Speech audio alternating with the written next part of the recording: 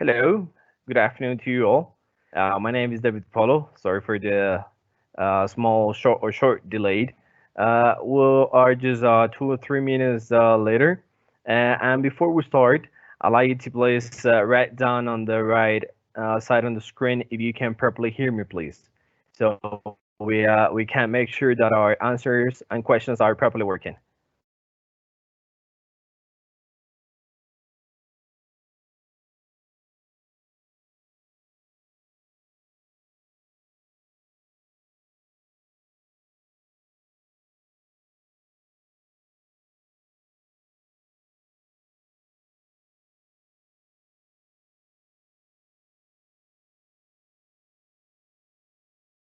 Okay, great. So sounds to be good then. Okay, well, nice to have you here in today's webinar again. Remember that we're just continuing a series of webinar, which is about strategies for student involvement.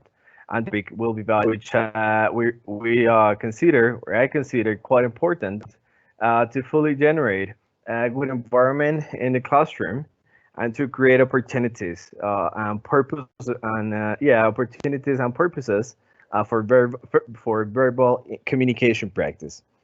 For you to know, many times these purposes that I just mentioned and games are about to convey information or cause something to occur. All right. So it's really important to keep this in mind.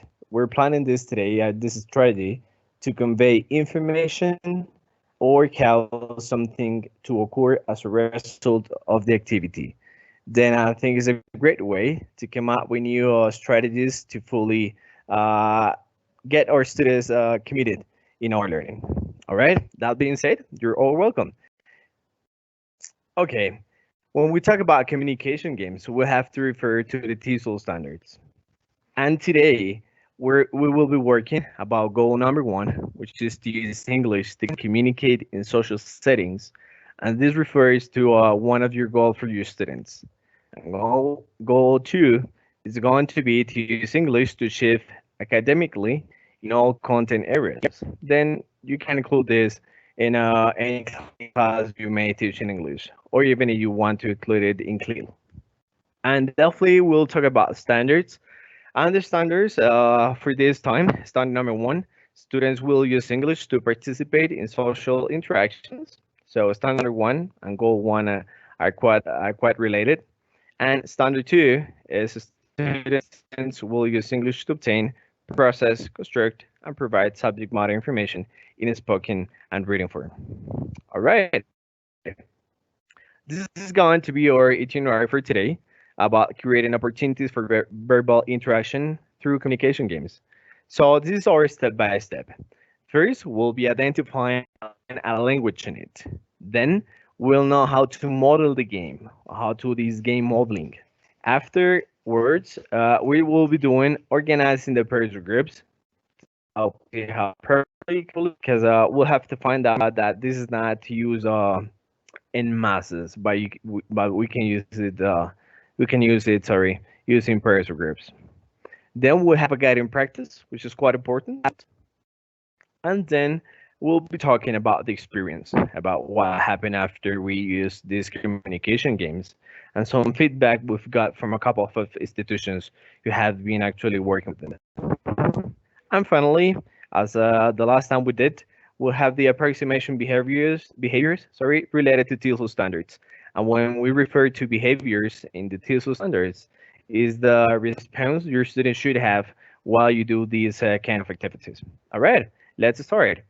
When you think about communication games, what are they for? What come up to your mind? Communication games. Well, with communication games, you can create opportunities and purposes for verbal communication practice, which is quite important in your classroom. Even though our directors and schools is one of the head purposes, one of the top 10 purposes to have all these verbal communication practice. With communication games, you can convey information as well. Then if you have this kind of a shy or timid student who's not able to talk or not producing properly, Well, this is a good game to get them to see that is quite important and to give them enough tools so they can fully interact with the other partners. Then, with communication games, you can cause something to occur as a result of the activity, as we said before. Then, if you're like frustrated sometimes in your classroom, trying to get or try to find out how do your student responds to your questions and all to your activities and debates, etc. Well, we'll find out how that goes to occur.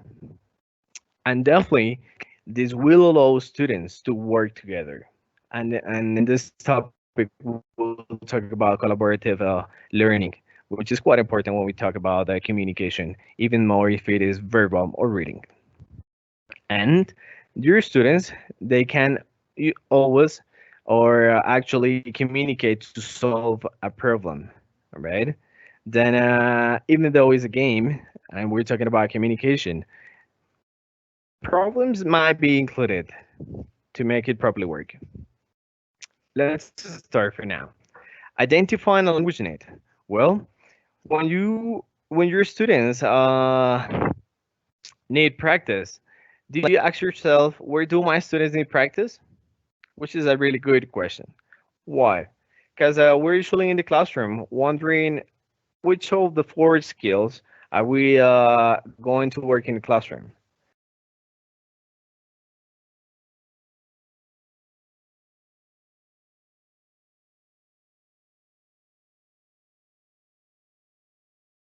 I'm sorry, I just had an internet problem, so I logged out, but I'm back. Sorry for it. As I was saying before, uh, we need to find out where our students need practice. And I was mentioning that even though you got the four skills, to productive to receptive, we usually as teachers or maybe parents as well, or even headquarters in the at schools or head directors, are always thinking about verbal communication. So I think is a good question. Where do my students need practice? Then we need to following directions. Teach them how to follow directions, and this is quite important because it is actually directly related with your planning. If you do your planning, then your students will have to follow directions. But do they know how to follow them? And then asking questions. And your students might be able to do so, but they're not always willing to. Why? They might be a little bit shy, or they might suffer from this uh, fear about asking in front of their partners or in front of you because maybe the question is not properly asked. And that's something we have to work on and how to teach them to ask questions and let them know that it's not possible. There is not a possible way they make incorrect questions because all questions are correct. If we can understand them, then the questions will be correct. And definitely, if after they ask questions, we'll be getting this conveying information. And when we're conveying information, we can do it from the academic part as well. All right. So we can include social settings, but we can head to the academic part too. Well, let's see if we talk about identifying a language need.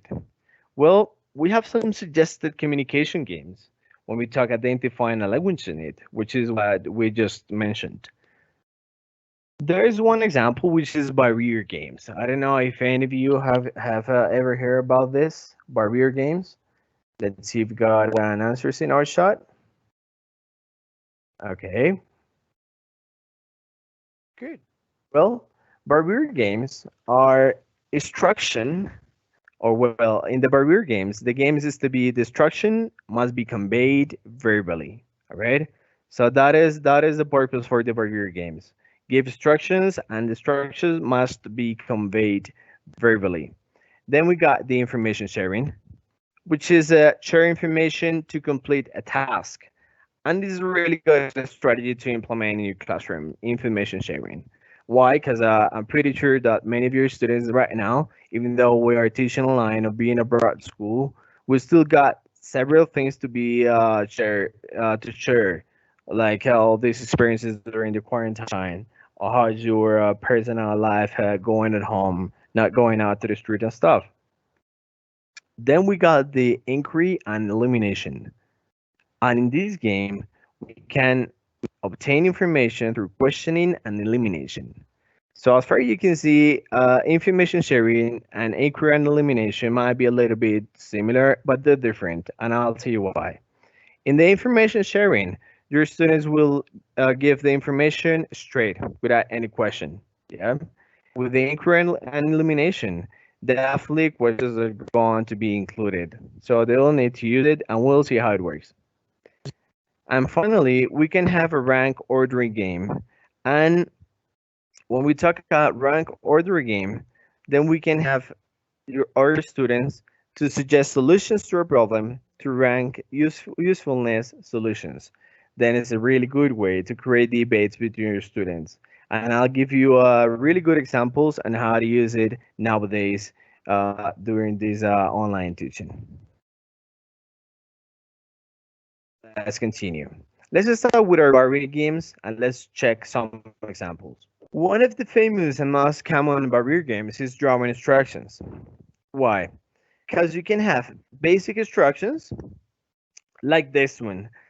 So even though we're teaching online, we can tell our students through our platform or via chat, please draw a blue ball. Yeah.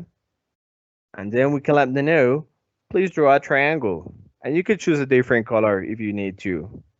And then we can say, please draw a yellow ball or a red ball. And finally, please draw a red triangle. Yeah. So as far as you can see, this even could be done with your students from preschool to K, from K to 12, if we can say that. Yeah. And you may be wondering, well, this is basic. And what about my older students, like teenagers? Well, you can give intermediate to advanced instructions as well. And for it, you can create a picture or a drawing. Yeah. So I'm pretty sure if we as teachers, even though try to describe this picture, like please draw the trees and draw the house, draw two people on the street walking, saying hi to each other, draw with red color a house with just one door and one window. So the instructions become a lot more intermediate or a lot more advanced. And we can play with that in the level of instructions we give. And in this part, we can refer to our last webinar when we talked about leveled questions, because leveled questions are quietly related or quite related with these leveled instructions. So we have to make sure and be really careful if we can make sure that our students will understand our instructions. All right, let's continue. Information sharing. When we talk about information sharing, we'll find out two different ways to do this. Number one, well, the purpose, completing information. And I'll show you a couple examples. This could be working with student one and student two, all right? And the example might be the next one. You can give them a story for student one, yeah? And I'm pretty sure the many of you might be saying, okay, this is a good story, but we're lacking something.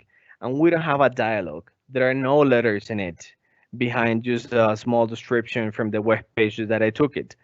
Uh, what's going to happen next? Well, student number two will have the other part from the story. All right. They don't know it, and that's the idea. They shouldn't know they're sharing the same story, because the idea for them is to share the information they have in their pictures, in their images. What's going to happen next? Well, your students are going to share the information and to complete the story. And the dialogue might be properly created for them, or you might give them some instructions and some ideas or some help to model the activity. But if you want to, you just kind of split that picture that you have. Or even though if you don't have pictures or no internet access, then the students can get some photographs at home and then create their own story. So there is not need if they don't have the same story. With two photographs from each house online, they can create one. And you as teacher, what should we provide? Well, we need to support this activity sometimes with dialogue chunks which is quite important. So your students can see which is the model to follow and start a conversation to share information. We can give them a small part from the beginning or the end of the story, all right?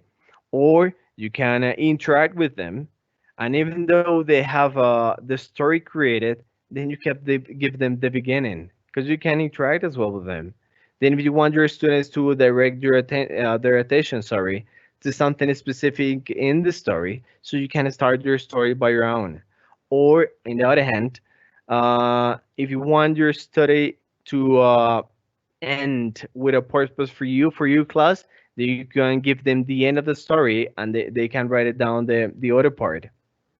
And this is going to allow them to do something. Number one, to come up with their own story, as I said before.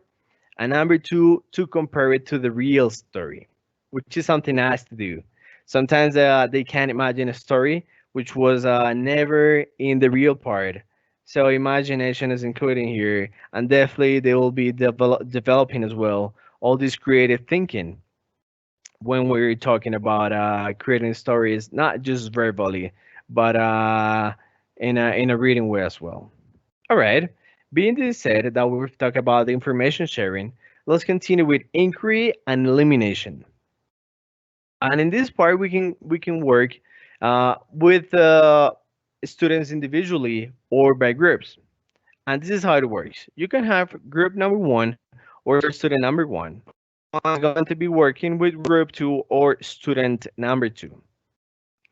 And then, if you're working by groups, the rest of the class might be looking to collect information. All right. So something nice to see here is that not all the class, not the whole class, got to be working. It's not needed. You can have half of your class collecting information, and the other half will be inquiring and information and eliminating. Yeah. So we can do both activities in the same room. And definitely for this activity, it's quite important to provide them with questions because they are inquiring, they're requesting information. And the questions might be the WH, pretty well known that we all have always in the classroom, maybe imposters, or maybe in a website, etc. Like who, when, where, how, why, and what. And I made a couple examples here to work with this and how this could work online. I remember this game, which is Guess Who, which I'm pretty sure most of you know or have played before with your children.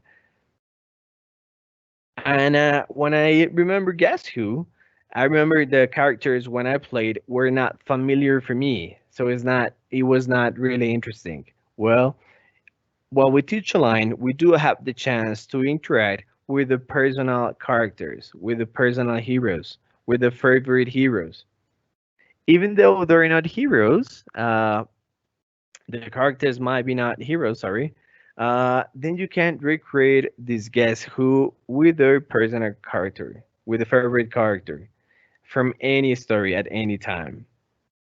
And here are some variations for it. We can have a Guess Who, but we can have a Guess What, and we can do with animals for preschooler, or we can do it with technology for teenagers. Yeah. And if you still don't find it interesting to do the guess who, guess what, then we can come up with the guess where. And we talk about these cities and different places. And I just cut out a picture from the London Bridge, which is a famous place. And I'm pretty sure many of your students will love to visit and know. And this is a good way to interact and get other areas, as we mentioned when we are beginning the presentation. So if you're thinking about guess where, we might be in a geography class or a social study class and use this resource or tool to come up and get them to course something in the class, and it is to have a verbal interaction, verbal communication. What happened in our students' mind when we apply this strategy? Well, there are two things. Number one, they have the chance to review knowledge. Why? because they will have to recall all the vocab and language structures and structures that you gave them. Or if you haven't given them the instructions and stuff, so they have to recall all these past uh, in the pathway that yeah, in the learning pathway from the past that they learned before, and they'll have the chance to identify irrelevant items. All right. And this is a good strategy to select information. Okay. So as you remember, when we play Guess Who, we learn this strategy about scanning or skimming when we read. Activity is going to be an oral interaction, but definitely in oral interaction, we have to identify irrelevant items too. Let's continue with the rank ordering. When we go to the rank ordering, we can work in the same way as we did with the inquiry and elimination. You can have two groups or two students. What's going to happen with this activity? Well, trust me, it will generate debate. Your students will be debating. And when I talk about debating, it's not about properly create a good verbal speech or a verbal formal proposal. No, that's not idea. Just to communicate. And I'm pretty sure that when you try to choose which is more important from 1 to 10, well, they have to discuss a lot. What's going to happen when we wrap this together? Well, we have some pros and cons. Number one idea for this item: shopping list for camping time. And when we got this shopping list from camping time, we can discuss uh, an order which items we're going to take while we go for camping. And this is something nice to do for everyone. Even though you don't love camping, you want to interact in the shopping list. Another interesting activity for this part is to get 5 best ways to learn from home. Yeah. Another way is 10 ways to protect our environment. So as you may see in the number 5 best ways to learn from home is pretty much related with the things we're living right now. Their students may let you know as well while they do the ranking and debate and have this sort of interaction. You can go collecting as well all this information for you to come up later with a better strategy and find out which is the way that they like to learn during these days. And this is something important to quote. And then in the 10 ways to protect our environment, we definitely may include our daily topics, like definitely COVID-19, which is everywhere around the world. So they can define which are the 10 best ways to protect for COVID-19, or which are the 10 best ways to travel around the world, protecting our environment, and so on. Yeah. What's going to happen? Well, you give them these 3 topics about rank ordering. They'll be yeah, ranking ordering this from 1 to 3 or from 1 to 10. And in their brains, in their minds, in this brief interaction they'll be having, they can be debating. And as you may see, I just took a picture from the question marks in balance, because they'll be measuring which one is better, which is better for me, which is better for the world, which is better for my friends. And while they create all these creative thinking and critical thinking skills, they'll definitely going to be in the others people choose, and this is going to help them to develop better strategies to communicate their ideas. They want to express that. They want to express what they think, what they like, what they don't, what they would do, what they wouldn't.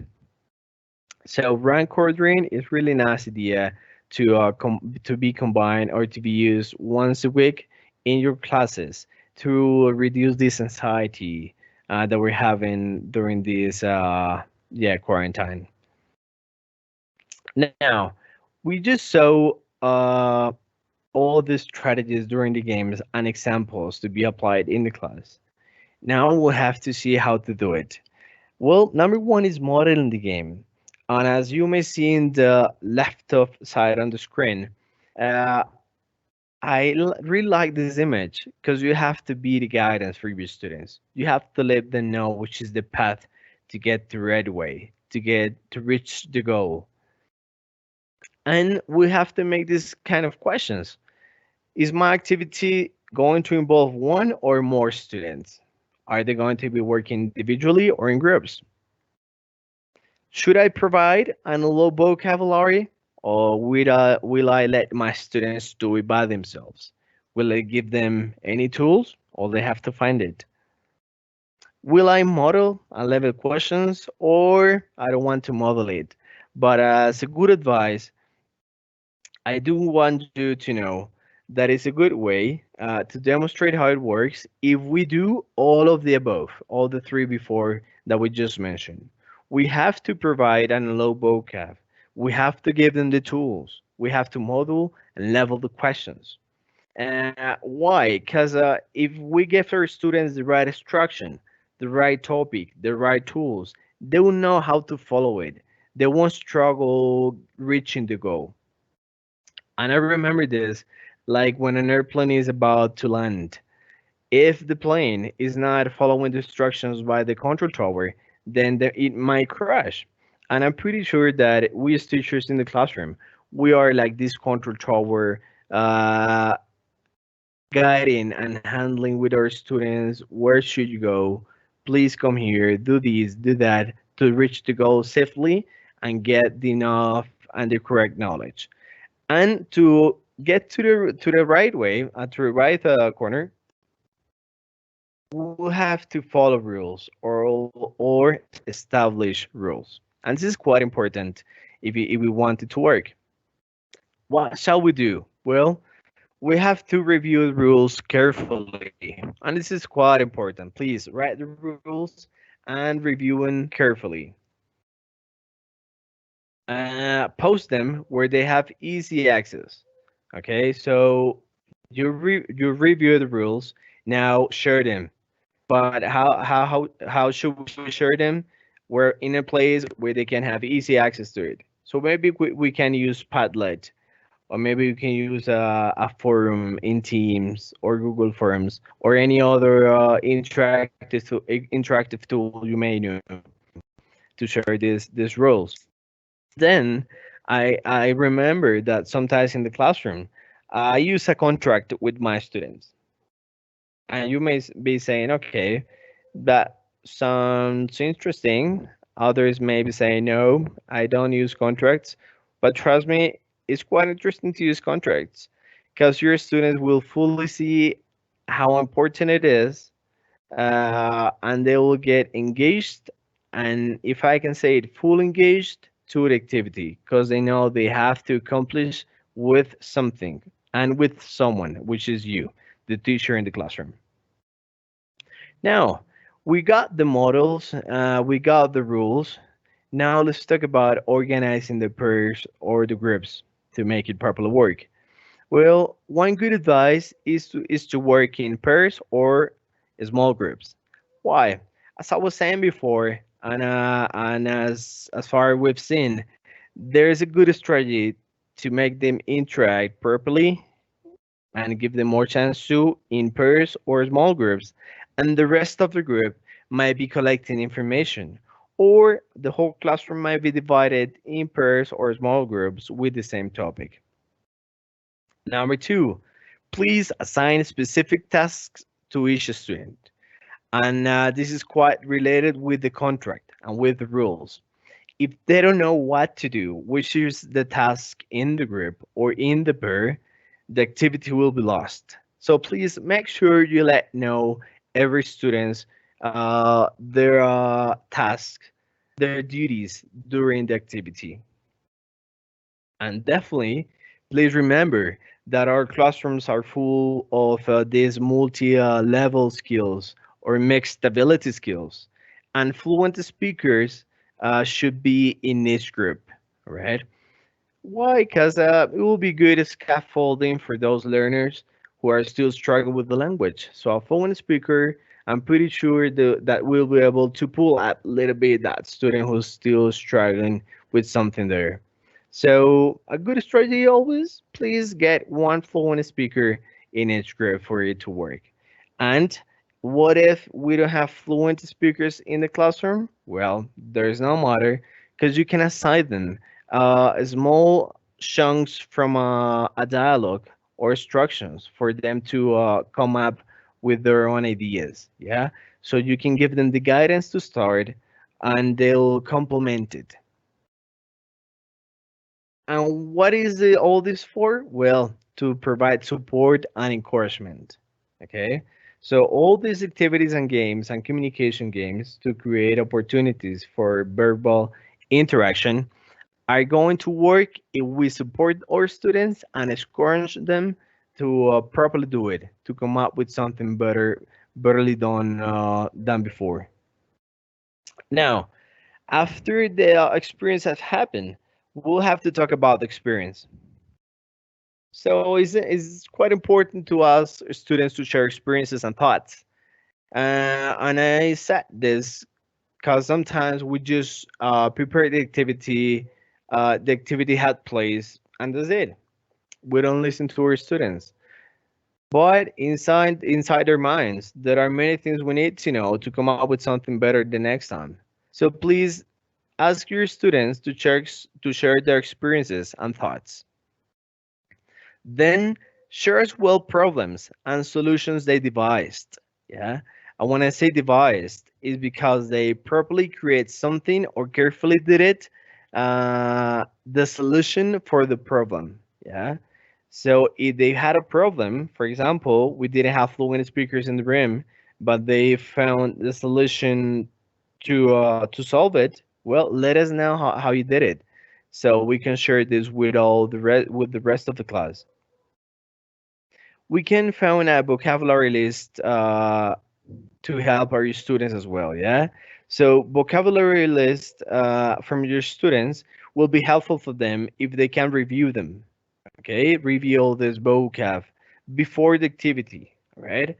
And why not after the activity as well? So if they found any interesting word or vocab or sentence structure after the activity, please ask them which was it and share it with the whole classroom to properly review it.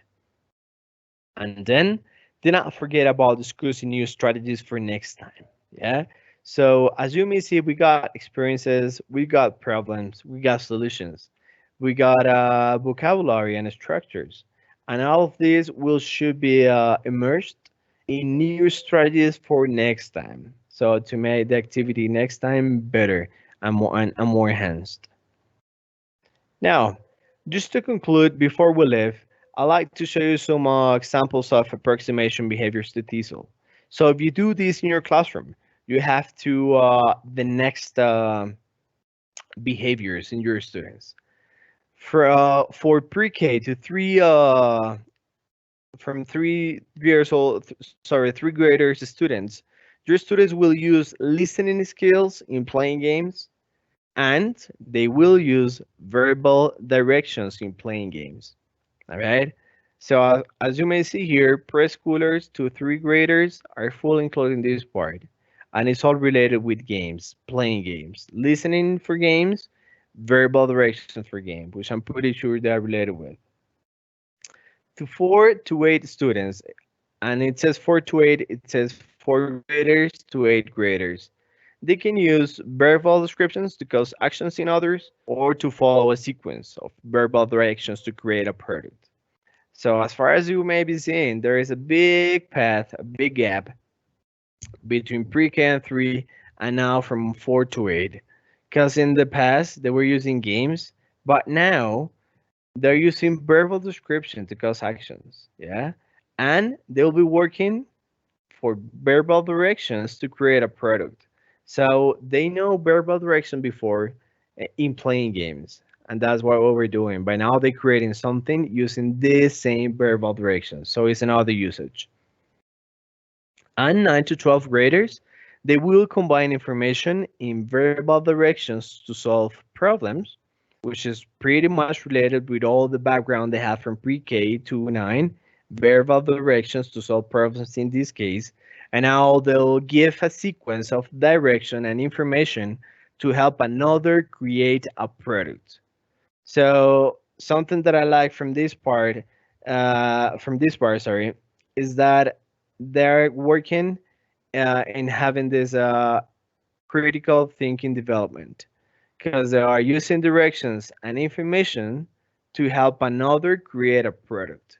So they feel empathy. They're developing something extra, something different behind learning the language. And well, just to finish, because we're time is about to end, I'd like to share some conclusions with you. Number one is to always provide authentic reasons to communicate in English. If they're not real, if they're not authentic, the class is going to fail. Yeah. And this is what usually happen in these online classes that we're having now. We're giving something, we're giving topics which are not really interesting for our students. So we have to make sure how to level that topic into their minds. So it really attracts a student. Yeah, so it would really attract students' attraction to communicate in English. Number two, explain situations. Sorry, in advance. And when we explain situations in advance, it is closely related with all this modeling and creating the rules and giving guidance and instructions. If we do this, our activity will have a 70 to 80% to be successful. Number three, please provide vocabulary and sentence structure examples. Yeah. And I'm pretty sure that we all as teachers are always willing to have our students speaking in English the whole time and communicating and interacting, but they won't be able to if we don't provide them with vocab and sentence structures properly and give them examples, which is pretty related with modeling as well. And finally, do not forget to reduce students' affective filter during the activity. Even though it's a communication game, they know they're studying, and the anxiety will be a little bit high or higher than normal. So please use something to reduce this affective filter. You know that establishing a good rapport before any activity uh, is definitely going to be to make it better or properly work because they'll feel trust, they'll feel confidence in how they interact and how they share their knowledge. All right. Well, thank you for today. I'll check the chat to see if you got any questions and interactions. All right. Well, there are no questions and interactions for now. I do want to say thank you for being here today. Thank you for sharing your time with us. Do not forget that in this webpage, we got some free resources for you from pre-K to 12th grade. So do not forget to community UDP or UDP community to just log in and download any resource you need to work any of the four skills in your classroom or plan your classes. Well, this is Van David with Communication Games, creating opportunities for verbal interaction. Please have a nice day. See you in our next webinar. Bye bye.